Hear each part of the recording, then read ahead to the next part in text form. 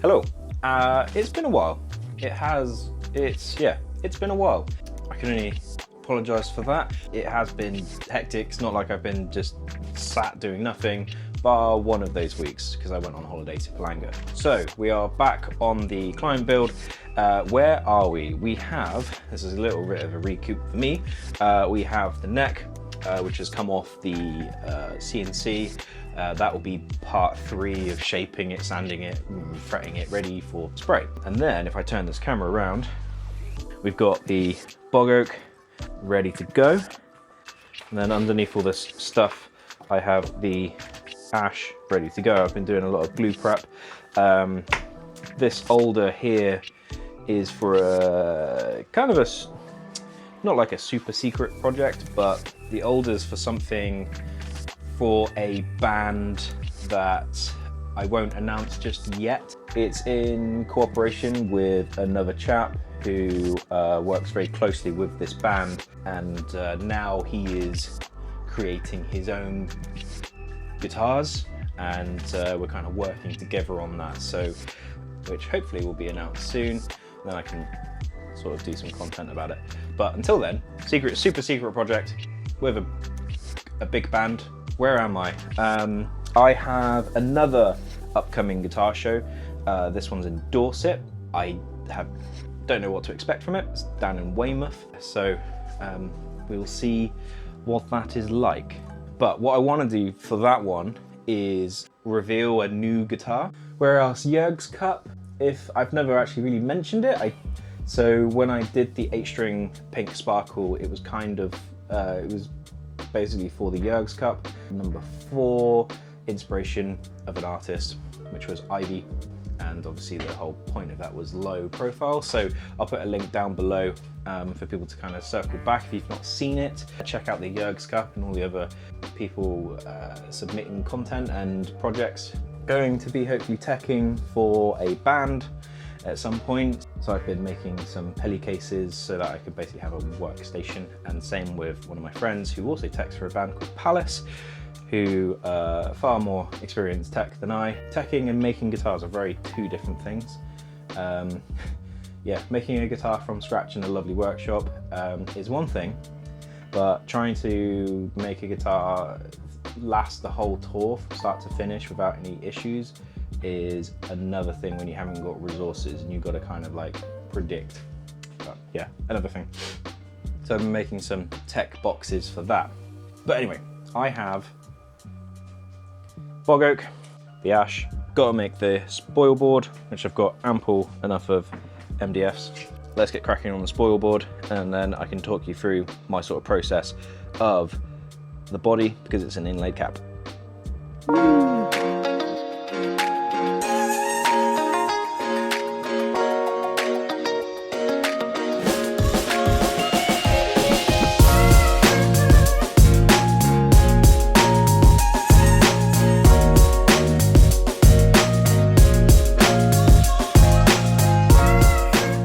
So we have the ash skimmed down to the desired thickness, and what I'm doing as well, because the center marks are really important to get obviously the cap, which is also center joined, lined up with this center join.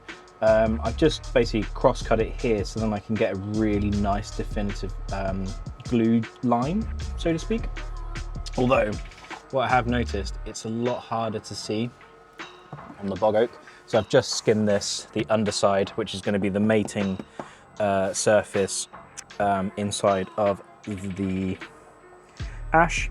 So because the other side, if I flip it, come on, because of this, doesn't matter, like here, you can see it's a little bit where it's been actually cross cut, and that's because wood has, it's twisted and done its own thing. This was a much larger stock, so I've trimmed it down to its bare necessities to kind of alleviate the bowing as much as possible, if that makes any sense. Less bow, less to machine off to create a flat surface. So this is going to be my top mating surface, because I know that this is all going to be machined down. So really, the really important bit is, or the thickest part of this, is going to be that center, which is all looking nice. Now I just need to get the ash back on.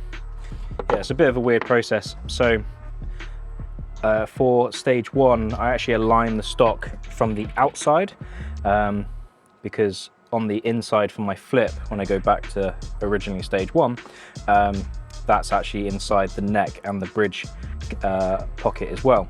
But on here, I've got to use those same holes because you haven't got a neck pickup. The sort of real estate for putting dowel positions is limited. So I've then had to like offset it ever so slightly from the center.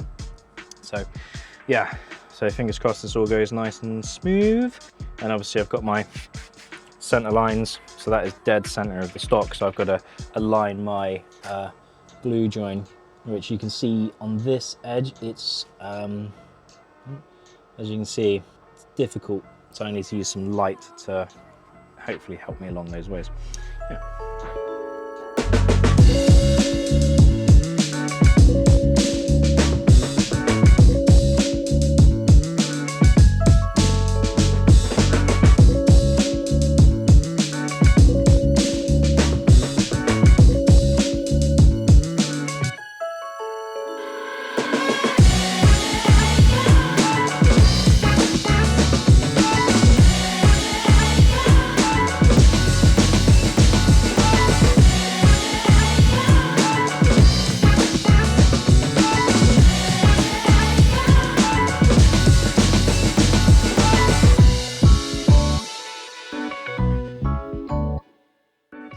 So that's stage 1 of the CNC process done.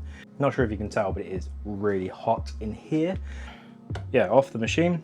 That is ready to be glued in. Whilst I've got a chance to do this, on headless guitars, I don't really feel the need to have to put any chambering in.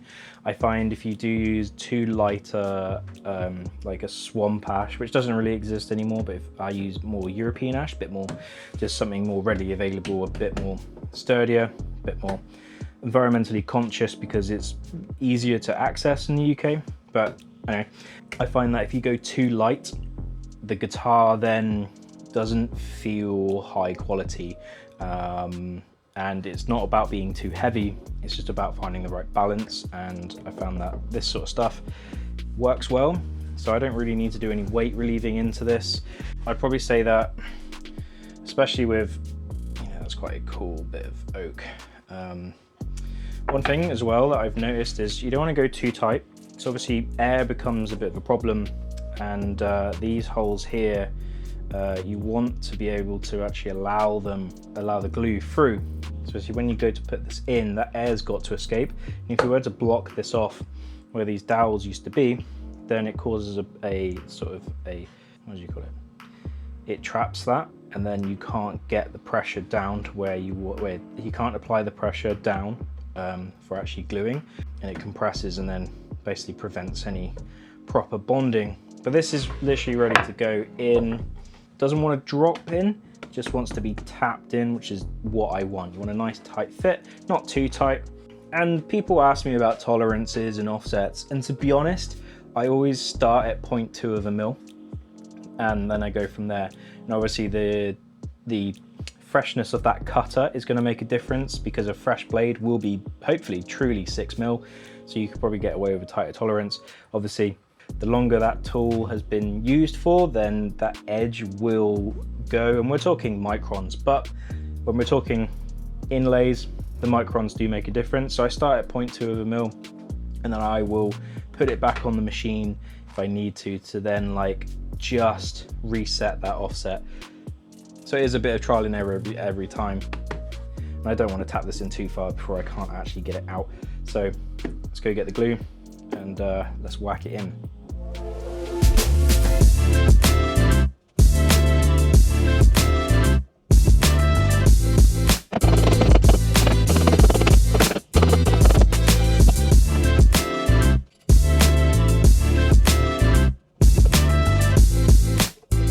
It is the next day. Hopefully I'm gonna unclamp this body and it's all gonna be nice and smooth onto the top. Hopefully it'll be a nice glue join. So I'm gonna remove all the clamps I just kind of put on this extra bracing just to make sure I'm hitting everything. Probably what I might do in the future is just cut up the body stock a little bit more, just to be a little bit more closer, but we'll see. So the next stage is to skim it flat, and then I can basically put my dowels in the top of that cap for the stage 1 flip, so to speak. So it's almost as if I'm starting the body from afresh, but with the ash and oak all in the right position. So let's go.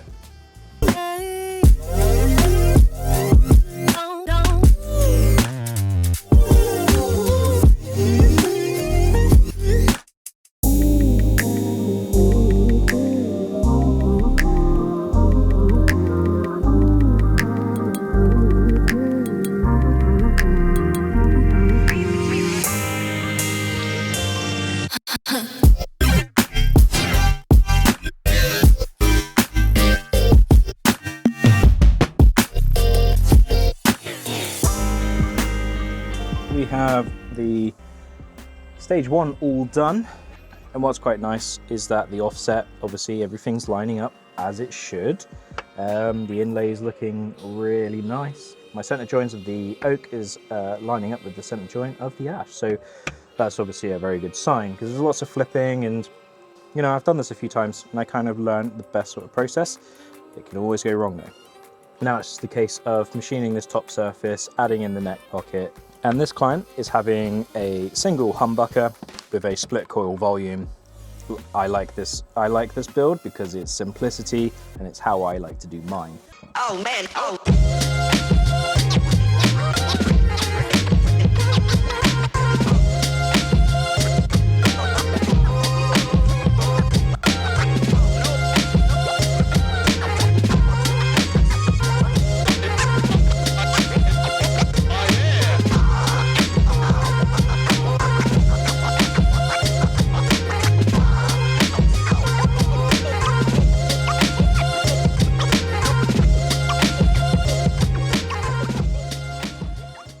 So it's all done. Now it's just a matter of cleaning up the cusps, which is basically where the tool hasn't quite gone to the CAD data. So I've got a radius this corner anyway, and I do it by eye. So now it's a lot of finessing. I also need to router the back to 3mm, and then obviously I can't router compound radiuses across these contours, and same with the top. You can see, because this is all because the whole top is radiused, I then just do this on the machine, and then I can basically crack on with other bits and pieces. So yeah, this is all looking really nice. Everything lines up. The bog oak is looking very, very cool. Don't know if that kind of shows, but it's going to look very nice when it's all sanded. And it's always nicely reassuring when you grab your neck and have a nice, not too tight, but enough to just pick up the guitar. I think if I did that, it would probably drop out, but you obviously need to account for a little bit of movement from the neck. But yeah, it's